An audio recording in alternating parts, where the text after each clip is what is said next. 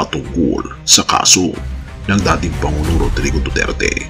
Well, I agree with VP Sara that it's unlikely that former President Duterte can come home and until the case is over, and that is only if he is acquitted. If he's not acquitted, then he cannot come home anymore. At napakahirap nitong tanggapin kahit na malapit ang dating Associate Chief Justice sa pamilyang Duterte dahil pamangkin niya si Mans Carpio na asawa ni Vice President Sara Duterte, at napakabigat ng kaso na ito na yata ang isa sa pinakamabigat na kaso ng ICC sa kasaysayan. Halika, atin itong pag-usapan. And it's happened before. The ICC has granted an interim release to one of the leaders, if I'm not mistaken, Kenya. So it has happened. Why don't you think will the ICC give it to Duterte?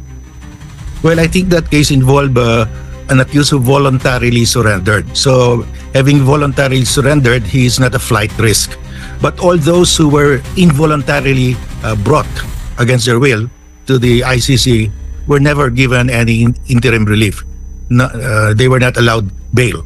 So I think that will apply to former President Duterte. All right, you've heard Vice President Sara Duterte. I want to ask you first at this point, do you think that former President Duterte can still come home? Well, I agree with VP Sara that it's unlikely that former President Duterte can come home and until the case is over, and that is only if he is acquitted. If he's not acquitted, then he cannot come home anymore. Hindi mo ba narinig? May mga bagay na hindi basta-basta tanggapin kahit na ang pinakamataas na tao sa ating bansa, kahit may isang matinding kasaysayan na lumitaw, at si dating Associate Chief Justice Carpio mismo ang nagbigay ng kanyang opinyon tungkol dito. Hindi lang basta opinyon, kundi isang pahayag na magpapabago sa pananaw mo tungkol sa ating bansa at sa mga nangyari sa nakaraan. At kahit pa ang asawa ni Sara Duterte, si Mans Carpio, ay pamangkin ni Carpio, hindi ito naging dahilan para siya ay mag-sugarcoat ng kanyang mga salita. Sa halip, binanggit niya ang katotohanan tungkol sa kaso ni FPRRD. Kahit na ito ay isang mahirap na katotohanan na maraming tao ang ayaw tanggapin ito. Pero ito ay hindi tungkol sa isang simpleng desisyon lamang. Ito ay may kinalaman sa isang kaso na tinutukoy ngayon bilang isa sa pinakamabigat na kaso ng ICC sa kasaysayan. Ang dating Pangulong Rodrigo Duterte ay naharap sa isang kaso na naglalaman ng mga paratang na hindi biro, mga paratang ng krimen laban sa sangkatauhan. At sino nga ba ang mag-aakala na ganito ang magiging takbo ng mga bagay? Ngunit may mga nagsasabing imposible na makabalik ang dating Pangulo sa Pilipinas habang ang kaso ay hindi pa natatapos. Bakit? Dahil sa isang napaka-importanteng desisyon na ipinaliwanag ng dating Supreme Court Associate Justice Antonio Carpio. Ayon kay Carpio, ang posibilidad ng pansamantalang paglaya ni Duterte ay halos imposible. Hindi tulad ng ibang kaso kung saan ang mga akusado ay pinayagan pang magpiyansa. Therefore, ano nga ba ang magaganap sa mga susunod na linggo? Nasa ICC na si Duterte at ang kasaysayan ng kanyang kaso ay maaring magtagal ng 8 hanggang 10 taon ayon sa mga eksperto. Ngunit may isang aspeto na hindi natin pwedeng baliwalain. Si Duterte mismo ay aminadong siya ang may pananagutan sa mga karumal-dumal na krimen. Ang mga pag-amin niyang ito ay magiging mahalagang ebidensya laban sa kanya. Kaya ang tanong ay hindi kung anong mangyayari, kundi kailan siya kakasuhan. At tayo magpatuloy. Bakit hindi madaling tanggapin ang lahat na ito? Marami sa atin ang hindi pa rin lubos na nakakaintindi kung paano makakaapekto ang mga pahayag na ito sa ating bayan, sa ating mga mamamayan, at sa ating mga pamilya. Ang mga desisyon ng ICC ay may epekto hindi lamang kay Duterte, kundi sa buong bansa. Pero sa kabila ng lahat ng ito, si Carpio ay patuloy na nagsasabi na dapat nating igiit ang ating karapatan. Pati ang buong mundo ngayon ay nakatingin sa atin at sa pag-usad ng kaso. Ngunit paano kung ang mga desisyon ng ICC ay hindi pabor kay Duterte?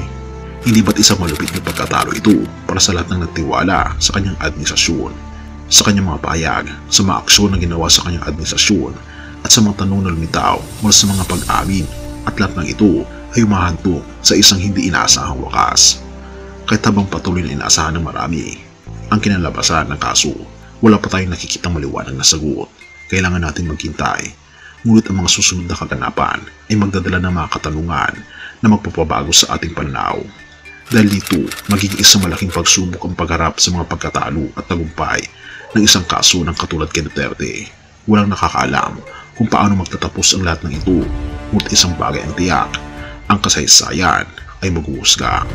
Have mercy, O God. Mateo 28 verse 20. Huwag kayong mangamba sa mga bagay na ito, sapagkat ako'y sumasa inyo, kung ang Diyos ay nagnanais na tayo magtagumpay, walang sinuman ang makakahadlang sa atin. Sa gitna ng mga pagsubok, kaibigan at laban na kinakaharap natin sa buhay, tulad ng mga legal na laban o mga hamon na ating inaabot, hindi natin kailangang mangamba dahil sa mga sitwasyong puno ng takot, pagdududa at pagkatalo. Hindi tayo nag-iisa. Ang ating Panginoon mismo ang nagbigay ng katiyakan sa atin. Siya ay laging naroon upang sumuporta at magbigay ng lakas sa atin. Sa kaso ng dating Pangulo at ng mga sitwasyong tumutok sa mga paratang ng krimen, maaari natin makita na marami ang umaasa sa katarungan at sa mga pagdidesisyon ng tao. Ngunit ang katarungan ng ating Panginoon Diyos ay higit sa lahat ng ito. Ang ating Panginoon Jesus ay pinanganak upang magdala ng kaligtasan at namatay sa krus upang maipakita ang kanyang pagmamahal sa atin na hindi natitinag, at muli siyang nabuhay upang ipakita na kahit ang kamatayan, hindi mapipigil nito ang pagmamahal ng ating Panginoon Diyos sa atin. Katulad ng sinabi ng ating Panginoon Jesus, huwag kayong mangamba. Ito ay isang paalala sa atin na hindi natin kailangang harapin ang mga hamon ng mag-isa. Lahat ng bagay ay may dahilan, ay patuloy na magsusustento sa atin sa bawat hakbang na ating tatahakin. Kahit na ang mga legal na laban sa mundo ito ay maaaring magtagal at magpahirap, ang pag-asa sa Kanya, sa ating Panginoon Jesus ay magbibigay sa atin ng kapayapaan at kalakasan.